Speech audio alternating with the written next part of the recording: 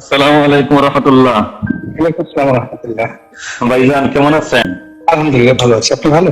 আলহামদুলিল্লাহ, আমি মুফতি নুরুজ্জামান নোমানী বলছিলাম ভাইজান। জি জি ভাইজান বাসার সবাই ভালো আছে? ভাই বাচ্চারা? জি জি সবাই ভালো আছে। আচ্ছা, আমি ছোট্ট একটা জিনিস জানতে চাচ্ছি ভাইজান আপনার কাছ থেকে, যদি অনুমতি দেন তাহলে আমি একটু বলবো আর কি। বলেন। আমরা ইসলামী অঙ্গনে যারা আছি আমরা সবাই তো আপনার ভক্ত, আমরা আপনাকে অনেক মহব্বত করি। আপনার সুন্দর চমৎকার উপস্থাপনা, বাচন ভঙ্গি, সুন্দর বলতে পারেন, সুন্দর লিখতে পারেন, আপনাকে নিয়ে আমরা স্বপ্ন দেখি। তো এই যে হাসিনা পালানোর আগ পর্যন্ত আপনার যে ভূমিকা দেখলাম চমৎকার, এখন আবার তার পতনের পরে আপনার লেখাগুলা বলাগুলা কেমন জানি মনে হইতেছে। এর মধ্যে আজকে আবার একটা লেখা দেখলাম আপনার, যে এটা নীরব বিপ্লব ঘটিয়েছে জামাত। এই যে লেখা দিচ্ছেন, আপনি লেখছেন, পুরাটার বলার দরকার নাই, আপনি তো যা লেখছেনই। কিছু বুঝছি না, এই জন্য আপনার কাছ থেকে জানতে চাচ্ছিলাম যে ঘটনাটা কি, আসলে কি আমরা বুঝতে পারতাছি না নাকি আপনি আমাদেরকে বুঝতে পারতেছেন না? আপনি তো আপনারা বুঝতে পারতেছেন না, কারণ হলো কি, যেভাবে খোলামেলা দখল করছে, ঠিক আছে, জি কিছুতেই রাজ্য দখল করে সেই বাহিনীদেরকে কন্ট্রোল করতে পারতেছে না, তারা গেরিলা যুদ্ধ করতেছে। তখন এক বুদ্ধিমান লোকের কাছে জিজ্ঞাসা করলো যে আমি তো এদের সাথে যুদ্ধে পারতেছি না, কি করা উচিত? তো সে বললো যে বিভিন্ন জায়গাতে আপনি ওই মদের ড্রাম রেখে দেন, ভালো খাবার রেখে দেন, আর বাদ্য বাজানোর যে সারিন্দা ওইগুলো রেখে দেন, আর ভালো জামা কাপড় রেখে দেন। তারপর 6 মাস পরে আসেন, দেখেন কি হয়। এরপরে দেখা গেল ওগুলো খেয়ে গিয়ে সবগুলো মোটা হয়ে যুদ্ধ করার ক্ষমতা সব হারাইয়া 6 মাস পর রাজা বিনা যুদ্ধে সে এলাকা দখল করে ফেলল। বুঝতে পারছেন? এটা হলো আজ থেকে 5000 বছর আগের ঘটনা, এটা লিখিত হিরোডোটাস বইতে। এখন এই যে আমাদের যে বুভুক্ষ, মানে 5 তারিখ পতনের মধ্যে, 5 তারিখের মধ্যেই টেকনাফ থেকে তেতুলিয়া পর্যন্ত যে সমস্ত টোল কেন্দ্র আছে, যে সমস্ত যেখানে আওয়ামী লীগ চালাইছে, সেগুলো দখল করতে আমাদের একদিন সময় লাগে না, সাথে সাথে দখল করা হয়ে গেছে। কিন্তু এই দখলটা করছে কারা? এই দখল করেছে যাদের ক্ষমতা আছে, তারাই করছে, যার যেখানে ক্ষমতা আছে। এই যে সব বিএনপি করছে, নট লাইক দ্যাট। আমাকে জামাতের এক আমির, জেলা আমির ফোন করে বলল যে তার বাড়ি মানে ছিনতাই করছে, এবং তার মোবাইল টোবাইল স্ত্রী আছে। জামাতের আমির পটুয়াখালী জামাতের আমির আলম সাহেব টেলিফোন করে ফোন করলো। আপনি ক্ষমতা আপনার, আপনি এখানে আপনার বাড়িতে হলে কি করতেন? এইটাই তো আমি এখন ই করতে পারছি না। আওয়ামী লীগের জমানাতে কেউ আমার বাড়ি হামলা করে নাই, কেউ আমার বাড়ির থেকে করে নাই। এই আওয়ামী লীগের পতনের পর আমার বাড়িতে আক্রমণ হলো কেন? আপনি বুঝতেছেন ঘটনা কিভাবে ঘটতেছে? জি, এই হলো অবস্থা। ওইটাই সতর্কতা, যে একটা শুধুমাত্র একটা নীরব একটা ভর্তি হবে না, তো ওটাকে কাজে লাগানোর জন্য আপনার যত লোক লাগবে, সেন্ট্রাল কমান্ড লাগবে, সব মিলিয়ে। ভাইজান আমরা আলহামদুলিল্লাহ পুনরায় স্বাধীনতা অর্জন করছি আওয়ামী দুঃশাসন থেকে। 71 সালে যে স্বাধীনতা অর্জন করছিলাম, এরপরে নামাজ হয়েছে তো ভাইজান আমিও নামাজ পড়বো। এই সংক্ষেপে এই 2 মিনিটের মধ্যে আমি একটু কথা বলে আসা নেই। সেটা হচ্ছে, আমরা 71 সালে যে স্বাধীনতা পাইছিলাম, সেই স্বাধীনতায় আমরা খুশি ছিলাম, কিন্তু বাস্তব স্বাধীনতা আমরা উপলব্ধি করতে পারি নাই। আমরা একটা দলের কাছে, একটা ব্যক্তির কাছে, বা একটা ব্যক্তির দোসরদের কাছে আমরা জিম্মি হয়ে আছিলাম এতদিন, যার খেসারত অনেকে দিচ্ছেন এবং আমাকেও দিতে হয়েছে। 1.5 বছর আমিও কারাগারে ছিলাম এই আওয়ামী দুঃশাসনে আমলে। এখন কথা হচ্ছে, আমরা পুনরায় 24 সালে যে স্বাধীনতা অর্জন করছি, আমরা এইটা ধৈর্য রাখতে হবে, এবং ধৈর্য রাখার জন্য প্রত্যেকেই যার যার অবস্থান দিয়ে কাজ করতে হবে। আলহামদুলিল্লাহ, আপনি এই দেশের একজন সুনাগরিক এবং সুবক্তা, সুচিন্তাবিদ এবং একজন বুদ্ধিজীবী হিসাবে সবার কাছে সমাদৃত গ্রহণযোগ্য ব্যক্তিত্ব। এবং আওয়ামী দুঃশাসনের আমলে আপনিও কিন্তু অনেক নির্যাতিত হয়েছেন, এটা আপনিও জানেন, আমরাও জানি। তো সবকিছু মিলাই আপনার কাছ থেকে অনেক কিছু করি। আপনার কাছে আমার অনুরোধ, এই জামাতে ইসলামী যে মাজলুম সংগঠন, দীর্ঘদিন কত ধরনের জুলুমের শিকার হয়েছে, এটা আমি আর এখন বইলা সময় নষ্ট করতে চাইতেছি না, যেহেতু নামাজের সময় হয়ে গেছে। আপনার কাছে আল্লাহর ওয়াস্তে অনুরোধ ভাইজান, এই দেশটা সুন্দর রাখবার জন্য আপনার কিছু ভূমিকা রাখতে হবে। যদি জামাত ইসলামের যে সম্মানিত দায়িত্বশীলগণ আছেন, কেন্দ্রের, মহানগরের সব দায়িত্বশীল আলহামদুলিল্লাহ আপনার চিনে, আপনি যদি ওনাদের সাথে কথা বলতে চান, আমার মনে হয় সবাই আপনার সাথে কথা বলতে আগ্রহী হবে। তো জামাত ইসলামের আপনার যে আমিরও তো আমার বাসায় গেছে, মানে বাসাছেন, একটা ছবি গেছে, সেলিম সাহেব গেছে, এরা সবাই গেছে, আমার বাসায় অফিসও সবাই আছে, ডক্টর লোক। জি জি। ঠিক আছে, আমার দিক থেকে যতটুকু করার আমি করবো ইনশাআল্লাহ ভাই। আমার অনুরোধ এইটাই যান, জামাতের যেন উপকার হয়, আপনি ওই ধরনের ভূমিকা রাখেন, কারণ জামাত যেন আর ফেরা কোনো জুলুমের শিকার না হয়, আপনি সেই দিকে লক্ষ্য রেখে একটু বলবেন, কলম চালাইবেন, এটাই আপনার কাছে আমার অনুরোধ। আমরা যেন আমরা ব্যতীত না হই। এখন যেখানে পা দিচ্ছেন এখানে দেয়ার ইজ নো ওয়ে, আপনি যেখান থেকে গেছেন এখান থেকে দুর্ভোগ না পোহায় আপনি ফেরাতে পারবেন না। অলরেডি জামাত ফাঁদে পা দিয়ে ফের, বুঝতে পারছেন ব্যাপারটা? আপনার তো ক্যান্টনমেন্টে যাওয়াটাই ঠিক। জামাত আপনি যে হঠাৎ করে পার্বত্য অবস্থা থেকে সেনা প্রধান করলো, করার পর সঙ্গে সঙ্গে ক্যান্টনমেন্টে দাওয়াতে গেল, আপনি কাজ করতে অনুমতি নিয়ে গেছিলেন, মজলিসের বোর্ডে হয়েছে, সাধারণ জনমত আছে, সেখানে গেছেন কেন? না, সেইটা তো প্রত্যেক রাজনৈতিক দলের দায়িত্ব।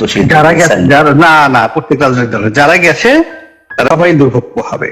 যারা গেছে বিএনপি, যারা গেছে জোনায়েদ সাকি গেছে, যারা গেছে প্রত্যেকটা লোকের এই কর্মফল ভোগ করতে। জাস্ট ওয়েট, আপনি একটা কাজ করেছেন, সেই কাজের তো ফল আপনাকে ভোগ করতেই হবে। মানে দিল্লি, আপনারা বুঝতে পারেন ওইভাবে খোলামেলা বলা সম্ভব না। জি, যার জন্য যে জিনিসগুলো বলছি, এখন তো সবাই তো ইউনুসের তেল মারতেছে, আওয়ামী লীগের গালি দেওয়া তো খুব সহজ একটা বিষয়। তখন আমরা আরো ভয়াবহ বিপদের দিকে এগোচ্ছি। মনে করেন যে বিরাজনীতিকরণ, এখন যে জিনিসটা হচ্ছে এটা হলো রাজনীতি। এরকম প্ল্যান করতেছে আপনি বলতে চাইতেছেন?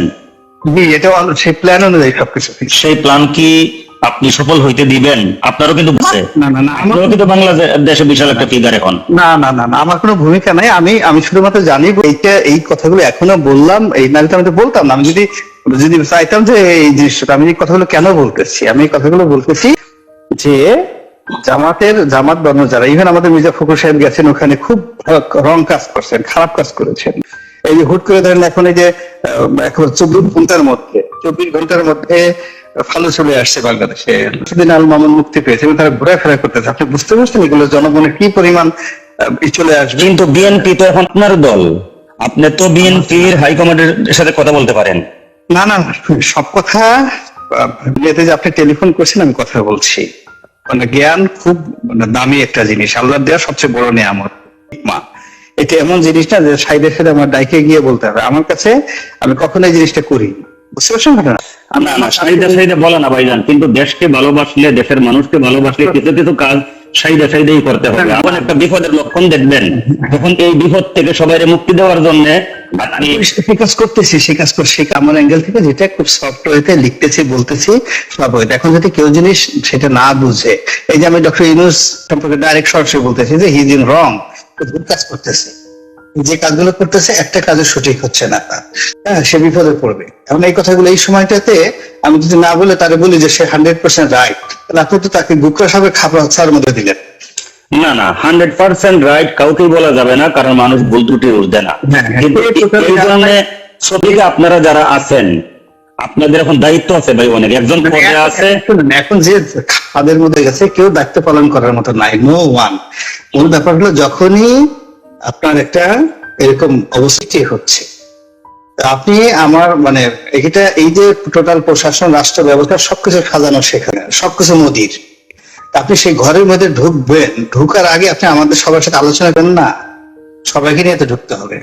আলোচনা না করে আপনি ঢুকে গেছেন, ঢুকে গিয়ে আপনি বিপদের মধ্যে পড়ে এখন আমি আপনার ওখান থেকে বাঁচাবো, আপনি তো ঢুকে গেছেন ওর মধ্যে, বুঝতে পারছেন? জি, কিচ্ছু করার নেই এখানে। রাখি ভাইয়া, জি ভাই, ইনশাআল্লাহ আবারও কথা হবে, দোয়া চাই। জাযাকুমুল্লাহ, আসসালামু আলাইকুম। এখন আওয়ামী লীগের শেষ করা হয়েছে, ঠিক আছে? জি, শেষ করা হয়েছে। এখন জামাত পছানো হবে, তারপরে বিএনপি কে শেষ করা হবে, এরপরে রাজনীতির পুরো ঘন্টা শূন্যতা বিরাজ করবে।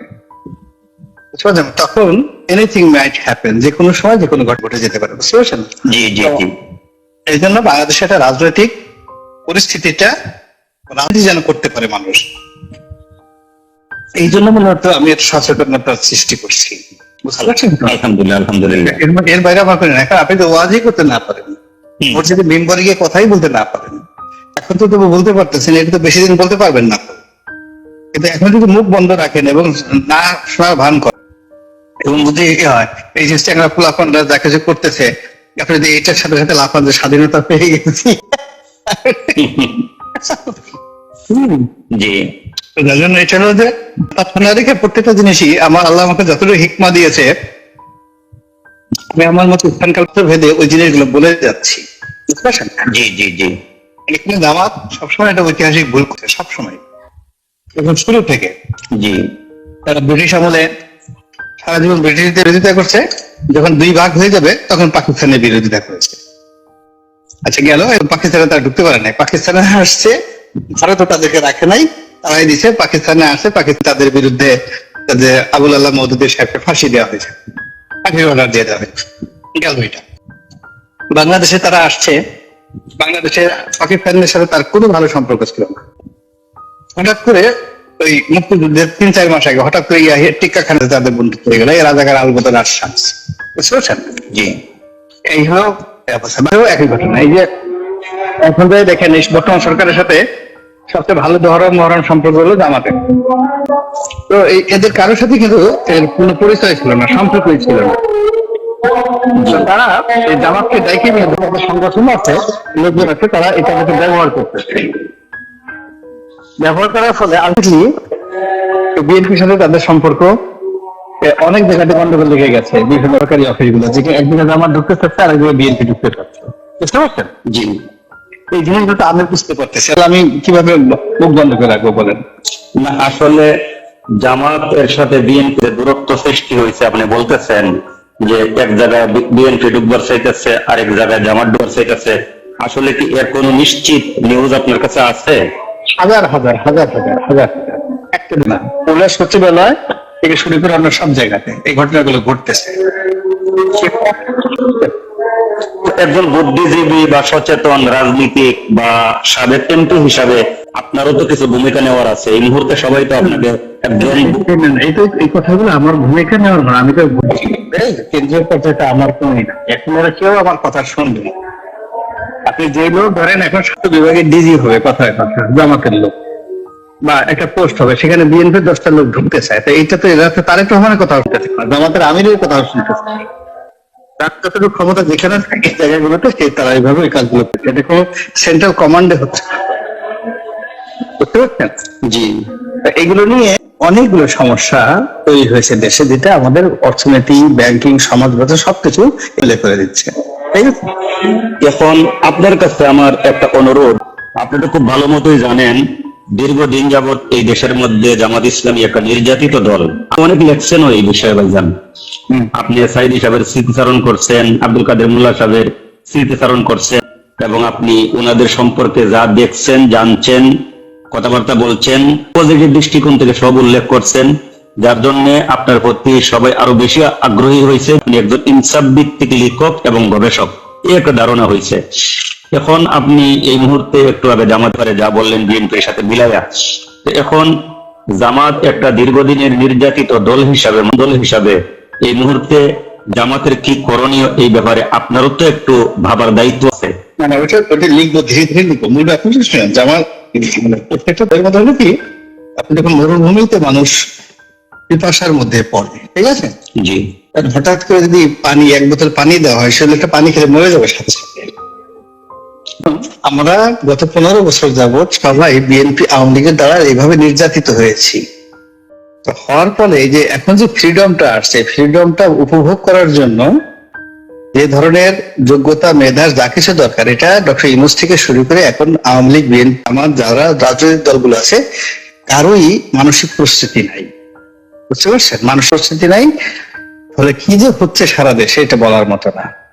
পুলিশ তামসা দেখতে এবং এখানে সবকিছু সাজানো। ফোন আলাপটি শুনে আপনাদের কি মনে হলো? এই ফোন আলাপের পরিপ্রেক্ষিতে অন্তর্বর্তী সরকার, বিএনপি সরকার এবং জামায়াত সকলের সম্পর্কে আপনাদের গুরুত্বপূর্ণ মতামত অবশ্যই কমেন্ট সেকশনে জানাতে ভুলবেন না। আপনাদের গুরুত্বপূর্ণ মতামতের আশায় রইলাম। ভিডিওটা দেখার জন্য এবং আমাকে সাপোর্ট করার জন্য অসংখ্য ধন্যবাদ। আল্লাহ হাফেজ।